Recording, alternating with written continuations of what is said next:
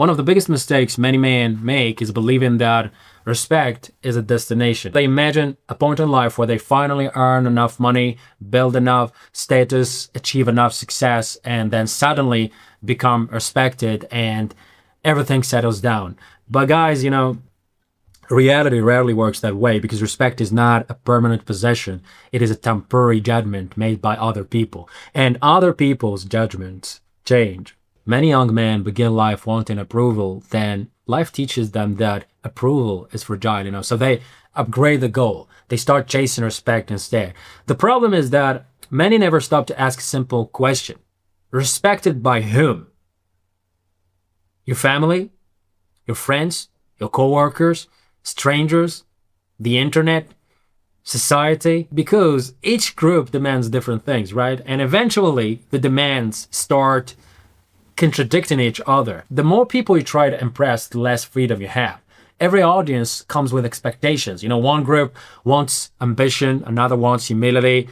One group wants toughness, another wants sensitivity. One group wants risk-taking, another wants stability. So try satisfying everyone, and eventually your entire personality becomes a negotiation. Many men lose themselves slowly. They stop saying what they think and they start saying what earns approval. And sometimes they stop asking what they want and start asking what looks impressive. So the process is gradual enough that most don't notice it happening. Social media made this worse. For most of history, a man compared himself to a village, maybe a town, maybe a few, 100 people around him. But now he compares himself to millions, he compares himself to athletes, actors, entrepreneurs, influencers, models, millionaires. This comparison never ends because there's always somebody higher, somebody richer, somebody stronger, somebody more successful, more respected. The ladder has no top. A lot of what people call respect is actually usefulness. The employee gets respected because he's producing results. The businessman gets respected because he creates value. The athlete gets respected because he performs. And performance often creates respect. When performance, disappears, respect often changes. This is why many men become anxious. They sense that much of their status is conditional. And often, they are right. Look at what happens when a man retires. He loses his position, loses his title, he loses his income, his influence. And sometimes he discovers that part of what he thought was respect was actually utility. People respected what he provided, not necessarily who he was. People's standards rise with your success. They rarely stay fixed. When you are broke, earning money earns respect. When you are successful, people expect success. When you are fit, people expect fitness. When you are reliable, people expect reliability.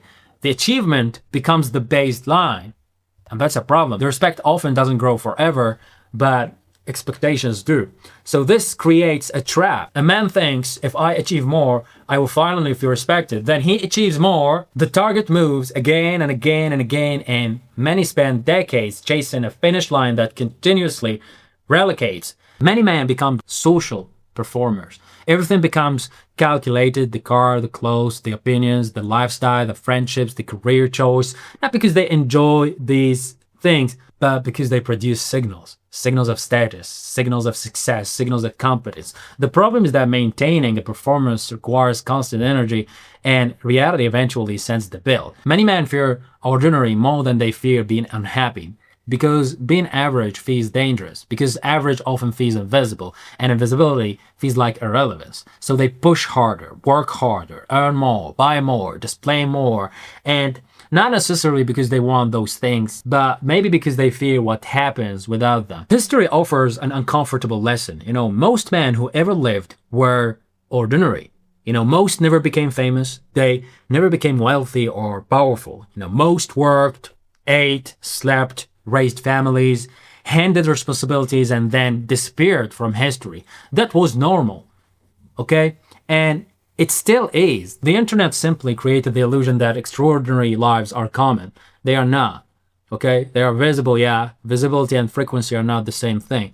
Another hard truth: the people you are trying hardest to impress are often paying far less attention than you think. Most people are occupied by their own problems, their own insecurities, ambitions, and lives.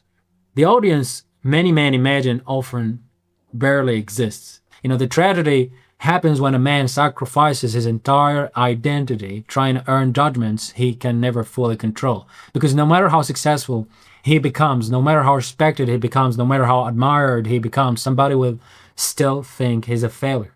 Somebody will still think he's weak, he's not enough. And reality guarantees that. The average man eventually faces a choice. Keep shaping himself around other people's expectations, or simply accept a reality that most people spend years avoiding, which is no amount of status will ever give complete protection from criticism, no amount of success will ever satisfy everyone, and no amount of respect will ever make you immune to judgment. And once that becomes obvious, strange questions appears. If the approval can never be secured permanently, and if the respect can never be guaranteed permanently, then how much of your life should be spent chasing it? Many men don't ask that question until decades have already passed.